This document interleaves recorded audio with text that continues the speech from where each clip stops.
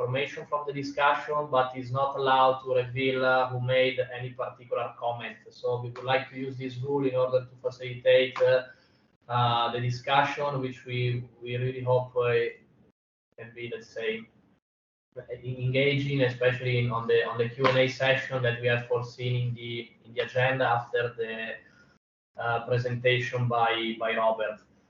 I would like to move on with the slide. So just to guide you quickly through the agenda, and then I will leave the floor to Shimon from DG ENER from few opening remarks. So if we move to the agenda of the day, so there will be after this quick opening session by myself and Shimon, there will be a presentation on the National Energy and Climate Plans by Robert Portelli from DG ENER. And after that, we have a Q&A session of almost an hour. The agenda, I would say, is rather fluid, so we can adjust it also according to the level of participation that we will have during the webinar. But as you see, there is quite a big session on Q&A, so we really expect a lot of participation and a lot of questions on this topic, which I think is quite hot at the moment. So we look forward to hearing also from the participants. I will stop here and I will leave the floor to Shimon from his opening remarks. Thank you very much. I hope you all hear me. Good afternoon, ladies and gentlemen. I'm very happy to welcome you at the fourth webinar of the Investors Dialogue on Energy initiative. As it was said already, this is today the meeting to discuss the upcoming update of the NECPs. But let me put it into the wider context first. As you probably know, in the European energy sector, investment needs are already quite enormous. The Commission estimates that in order to meet the Fit for 55 objectives, we need to invest around 487 billion annually euros in energy system itself until 2030. It is because of the growing ambitions, but also because of the current economic and political situation. It translates into the huge investments in power grids, around 55 billion per year, but also in the power generation, 93 billion annually. If we top it up with the REPowerEU objectives, then we need additional 210 billion by 2027. In the context of the tight public budgets, growing costs of capital, but also inflation and the disruptions in the supply chains, there is a need to make financial support as effective as possible. There are several factors constituting effectiveness of support schemes. One of the major ones is sound planning of infrastructure development. Be it in energy generation or in energy storage, it doesn't matter, but it's generally the rule across the whole value chain. That is why the governance and the NECPs play a key role. And in order to have these investments implemented, effective financial measures are needed to provide long-term, stable and visible access to financing and technical assistance. For that, relevant and well-designed financial measures are also crucial, and they will be all reflected in the updated NECPs. So as you see, in this exercise, we will go not only through the investment needs across the whole EU and the member states, but also we will have a look at the financial measures to look at their effectiveness and check if they are relevant for this exercise. So without further ado, I pass the floor to Robert, who will navigate you through the details of the NECP exercise. Robert, to you now. Yes, good afternoon, everyone. I'm Robert Portelli from the Strategy and Policy Coordination Units in DG ENER, and I'm very happy to be here. And today I was asked to present a little bit on the NECPs. So I would like to go through a little bit of slides that I prepared. For some of you, maybe that you have been around for long enough, you know what the NECPs and the governance regulation is. So I might be a little bit repetitive here and there, but I will try to skip some slides that I think it's just good for you to take them with you. So next slide, please. So basically the idea is to go through a little bit today on 4 key points of the governance regulation.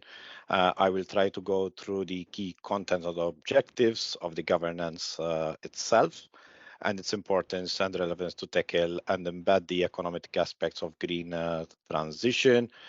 Then again, I would like to go through a little bit the structure of the NECPs themselves.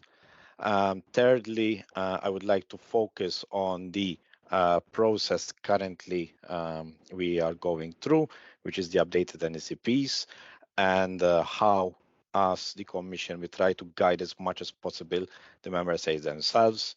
And in order to keep with the theme of today's webinar, I will also go through a little bit the economic aspects of the updated NECPs. Next slide, please. Next one. Good. So the governance of the Energy Union basically embeds 5 key closely related dimensions. Again, the first one is GHG emission reductions. It goes through the ETS, effort sharing regulation, LULUCF on one part, and then, of course, the renewables from the energy side. The second dimension is the energy efficiency, where the energy efficiency first principle is embedded, and it enables as much as possible dependency on imports to be reduced, GHG emissions, while at the same time, of course, it offers growth and jobs. The third principle is the energy security. Again, this is becoming more and more pertinent in light of the current geopolitics that we are living in. Fourth is the integrated energy market, both electricity and gas. And finally, research, innovation, and competitiveness, of course, for low carbon and renewable technologies going forward. Next slide, please. The objectives of the governance are basically very clear. It puts together objectives that not just meets the 2030 energy and climate targets, but that they are also in line to put us in the trajectory to achieve climate neutrality, which is enshrined in the EU climate law.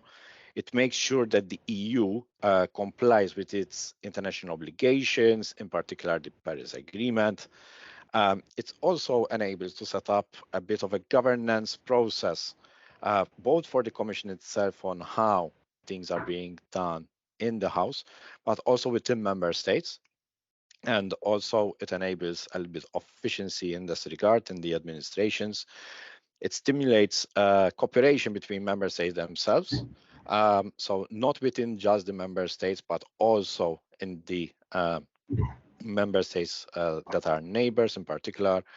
As I mentioned earlier, more simplification when it comes to the reporting, but also the planning, which I will touch base going forward, which makes it also, in the sense, easier to monitor the implications of the different dimensions.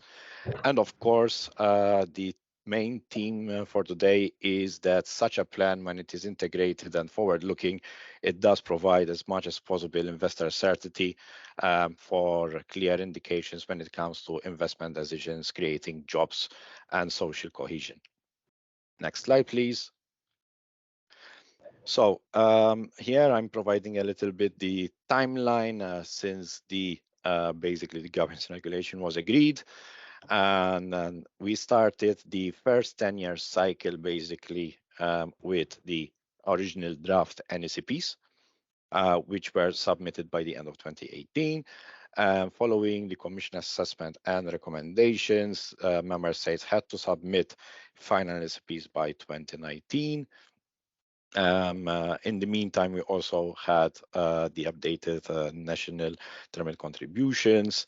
And then basically going forward, now we are at a stage where member states should again submit their draft update NECPs, following, of course, in the previous upgrade of the energy and climate legislation, both for 55 and repower. And by the end of this year, the Commission will submit the recommendations and assessment where member states are due to submit their final updated draft NECPs. This is also in line with the international planning, where basically at the same time, basically it provides also the global stop take, and also it fits directly in the planning and submission of these NECPs, both for the initial NECPs, the updates, and of course the NECPs which will come in few years time for the next 10-year cycle. Next slide, please. So as I mentioned earlier, basically, next slide. Thank you. As I mentioned earlier, basically the main components of the NECPs are the 5 dimensions, as I already mentioned. And this is basically, the plan is split in 2 sections. The first section basically puts forward member states' national objectives and targets, which are based in the relative policy legislation themselves, and of course these need to be backed up by policies and measures in order to achieve such objectives and targets. The section B is the analytical basis of the plan, which underpins the objectives and the policies and measures. And basically it's split between the current situation, so the reference projections, and of course the policies and measures, so the group of policies and measures which basically deliver on these objectives. And of course this is an important aspect of the plans because of the coherence of much of the policies and measures here, and also the detailed analysis and investment and financing needs that goes into it, and also for the forward-looking planning that we have been mentioning. Next slide, please. Yes, another important aspect is basically how the process works, and the governance regulation have set in legal legislation that this should be a two-way dialogue between the Commission, the member states, and then again the Commission and member states once the member states submit the NECPs. And this is an important aspect in order to take into account as much as possible the different stakeholder groups in society, being citizens, communities, regions, organizations, which will need to be consulted in view of the submission of the NECPs themselves. Then the Commission, of course, as I mentioned again earlier, the Commission needs to come with the assessment themselves. And of course, one of them is also how the member states itself took into account such public consultations. Next slides, please. So the timeline again, as I mentioned earlier, here I just put a little bit on gray parts, the milestones that we ticked so far. Again, when we talk about the governance regulation, it's not about the planning, but it's also about the reporting. And last March, we hit the first milestone of the regulation itself when it comes to the reporting, where member states had to submit their biannual integrated reporting. And now we're at the stage where at the same time, we're receiving the updated NECPs. By the end of the year, as I mentioned, the Commission needs to assess and come up with recommendations as necessary, and then member states will have to submit their final NECPs by mid next year, so end of June 2024.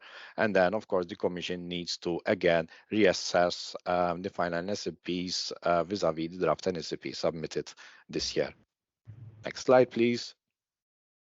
Now, the update of the NECPs specifically, again, here the governance has included an article as well that as a midpoint throughout the 10-year period, member states would need to submit an updated NECP, especially where there have been some significant changing in terms of circumstances. And I think we've had enough of these in the past few years, starting with the increased ambition from which came with the Green Deal and the Fit for 55 package, but also when it came to the response to the Russian aggression of Ukraine. And basically, in order to help member states as much as possible, a guidance document was published by the Commission in order to already help in advance member states in their updated NECP process. Next slide, please. Now, I just want to quickly go through a little bit the outline of the guidance itself, where basically here we tried to, in 4 sections of the guidance document, we tried to basically help as much as possible the member states in how to take into account the negotiating proposals that were on the table. And in this, we took as much as possible information that were relevant and still are, of course, when it comes to the increased ambitions stemming from the Fit for 55 first and the non-repower, the targeted measures, the emergency measures for the security of supply in particular, and also any other recommendations that had to do with, for example, fair transition, energy poverty. And of course, these were done by thematic issues, so going through, of course, the renewables energy efficiency, research and innovation, and climate adaptation. So we try to keep the same format as we have now. Apart from the policy direction itself, we use this opportunity as well to also tackle the cross-cutting points that basically were a bit weak in the final NSPs themselves.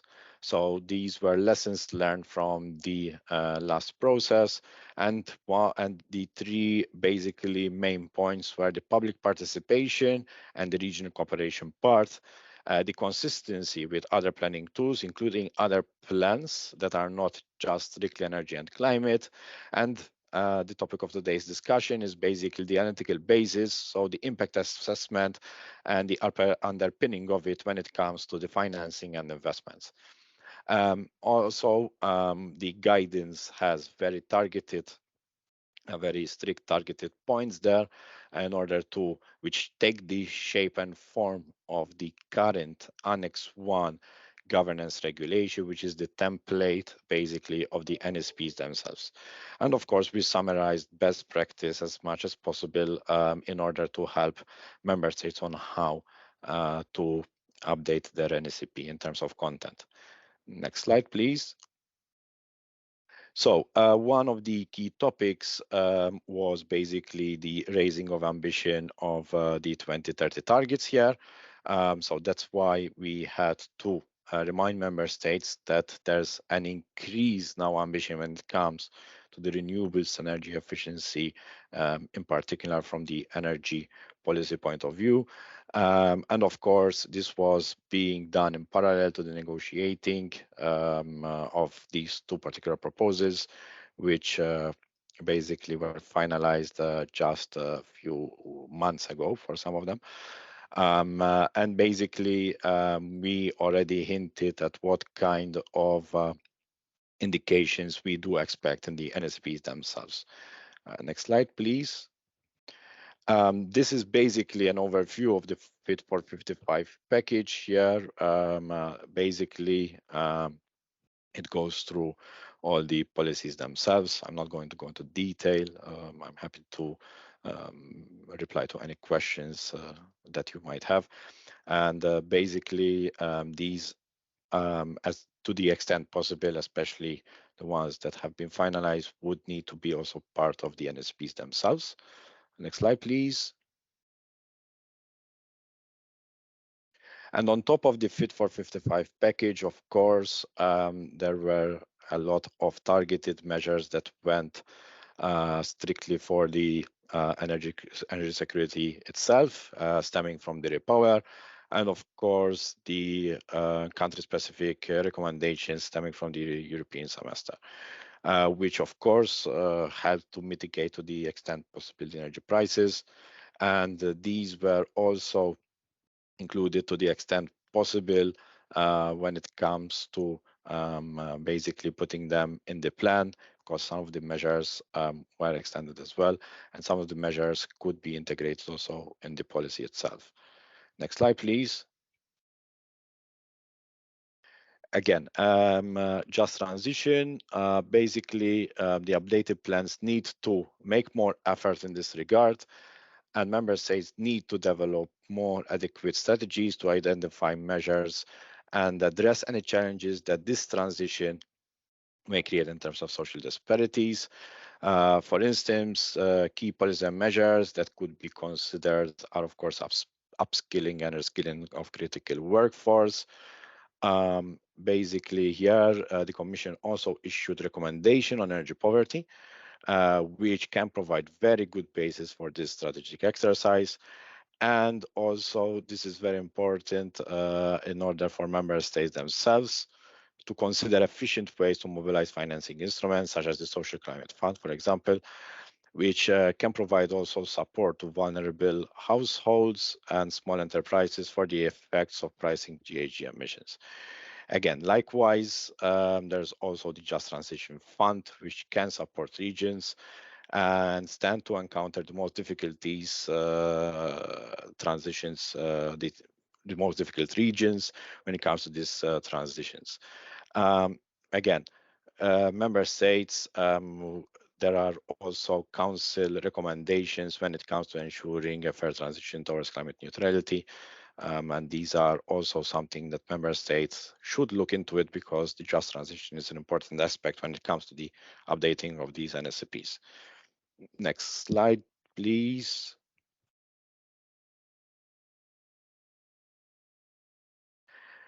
Yes, another important aspect is, of course, as I mentioned, which was a little bit weak in the original NSPs themselves, is the synergies and interlinkages with other planning instruments themselves. The key development since basically the NSPs is the setup of the Recovery and Resilience Facility, which is an important mainstream to reflect energy climate investment and reforms for the national recovery and resilience plans. Basically, member states are encouraged to, as much as possible, ensure transparency and consistency and describe the role of the RRPs themselves, including the repower chapters, which are implementing the updated SPs. The same applies for the territorial just transition plans. Basically, again, as I mentioned earlier, this is a very important aspect, and it needs to be also be consistent with the NECPs. And again, the cohesion, the common agriculture policy, for example, is an important aspect that needs to be taken into account. Finally, again, as I mentioned earlier, the social climate fund, to the extent possible, which is linked to the new ETS, would be also an important opportunity for member states to use. And basically also in line with the industrial plan, member states, to the extent possible, should seek the opportunity to reflect in an integrated manner the employment and skills availability for their energy and climate policy. Next slide, please.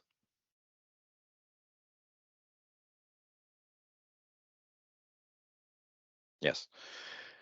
So lessons learned from the initial SCPs, basically to the extent possible, the whole of government approach, which would allow consistency across the 5 dimensions.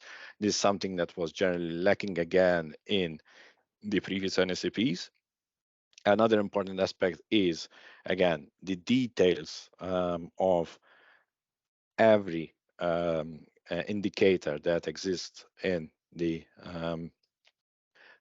Annex 1 itself, so the basically the structure of the NECP, and in particular the expected outcome of the policy measures themselves, because this is what we call an essential part to ensure better predictability for investors and citizens.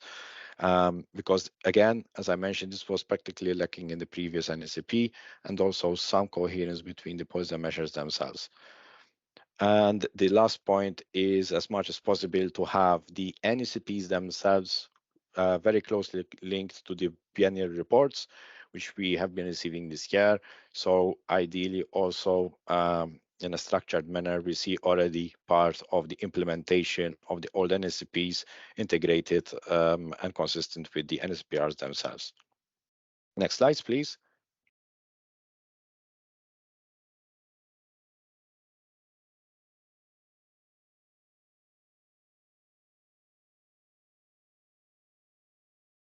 Yes. So the last few slides are basically dedicated to the analytical basis and the financing part of the NECPs. As I mentioned in the slides at the beginning, basically, apart from the trajectories, apart from the policies and measures, member states have to underpin their plan by a strong analytical basis. And basically, member states need to, as much as possible, take into account the impacts not from the pandemic only, but also the current geopolitical situation, including the energy prices, and in particular how these will affect, of course, the key relevant objectives. In this regard, member states, to the extent possible, are encouraged to use uniform parameters when it comes to the key assumptions and their modeling tools, and of course present their with existing measure and with additional measure scenarios as obliged by the regulation itself, at least until 2040, but ideally also stretching them until 2050.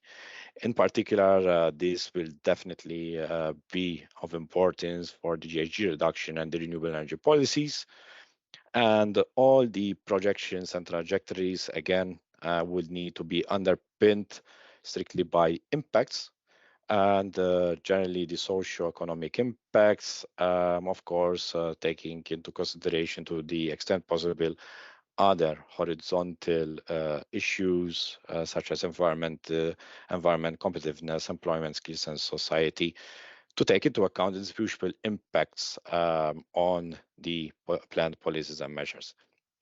And of course, to the extent possible, this will need to be integrated in a contribution which is in terms of circular economy to the climate transition. Next slide, please. Again, as I mentioned in the previous slide, to the extent possible, the projection should not be done in a siloed approach and should take into consideration as much as possible all other elements that take into account impacts of the projections themselves. So basically here, the interaction between the decarbonization and the reduction of emissions, for example, and also how such projections basically impact also water management when it comes to water demand, floods, etc., to the extent possible, because we don't want to jump from one crisis to another one. And of course, whatever we do in climate and energy is closely related to environment and need to take into account also policies that stem or contribute towards biodiversity. Next slide, please. So projections and policies and measures and trajectories cannot be done without investments. And in order to know how much such energy and climate transition would cost, investment needs are of paramount importance in the NSPs themselves. So this was one of the most basically weak elements of the previous NSPs. And through the guidance, as much as possible, we try to spell out what kind of information is needed. And of course, an overview of the public and private investment needs for the policy and measures is essential. And to the extent possible, member states have to outline such sources of financing, at least to implement the key plan policies and measures, especially the ones that would deliver the bulk of the impacts. Again, basically an overview of initial investment estimate is important, and where available, of course, the actual investment for the existing measures broke down again by the key groups of measures. Again, complementary analysis is important, so it's not just the top-down approach, and where basically it will be the result projection, but also building the policies bottom-up based on also previous experiences on planning policies and measures themselves. Next slide, please. And I think this might be the last slide. So basically, I just put there a screenshot of one of the good practices on how to describe the investment needs themselves. Just quickly going through them. Basically, a sound investment needs a proper methodology underpinning it. And of course, we need to compare to something. So a baseline is essential because you cannot compare anything additional without having a baseline. And of course, basically a description of the methodology behind the figures themselves. Over here, I provided some examples. Again, the breakdown of the key policies and measures is essential. Generally, they are very interlinked. So it is very important to know which policies and measures are the key deliverables across the 5 dimensions to the extent possible. And of course, this would lead basically the amount of investment volumes that one needs, ideally, of course, split to the extent possible per policy and measure, and what kind of source of funding one expects, being it private, public, but also if it is a public financing instrument, from which instrument we are referring to. And I think that's all. Next slide, please, just to make sure. Yes. So to summarize very quickly, as Shimon mentioned in the beginning of this introduction, planning is an essential tool to deliver investment certainty in particular. So the NECPs are becoming more and more crucial in order to have a bit of a holistic view of the projects that one needs to do in order to deliver basically the green energy and climate transition. And basically, it's an important tool to mobilize investments itself. And it goes a bit beyond than just money or monetary value, but also it's benefit for the general green growth of a country, including greener jobs and basically better economic influence. So I think that's all from me, and I'm happy to answer any questions that you might have. Thank you very much. Thanks a lot, Robert, for your insightful presentation. I would like to now open the floor to the participant, and please raise your hand whenever you have a question, and I will give the floor to you to make a question to Robert.